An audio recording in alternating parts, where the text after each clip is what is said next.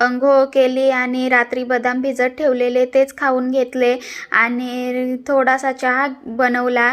चहा घेत घेत काय बनवूया हेच डोक्यात शिजत होतं, तर म्हटलं मेथी आहे तर मेथीच बनवूया। तर मस्त अशी मेथीची भाजी बनवून घेतली आणि चपाती बनवली। आणि उद्याला ना 31 आहे तर काही नॉनव्हेजचा बेत होणार नाही म्हणून आजच ऑमलेट खाऊन घेतलं।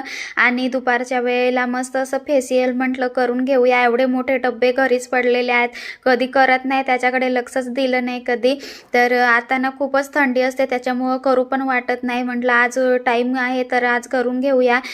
पहिले तर फेसवॉश करून घेतलं, मग क्लिंजिंग लावून छान असं मसाज केलं, ते छान धुवून स्क्रब केलं आणि स्क्रबला पण 5-10 मिनिट मसाज करून ते धुवून आणि मस्त अशी क्रीम लावून घेतली। क्रीम आउटर टू इनर मस्त अशी मसाज करून घेतली, ते धुवून घेतलं आणि फेस पॅक लावून 10 ते 15 मिनिटे ठेवले, ते छान असं धुवून घेतलं। आता चमकते का माझी स्किन तर नक्की कमेंट करून सांगा।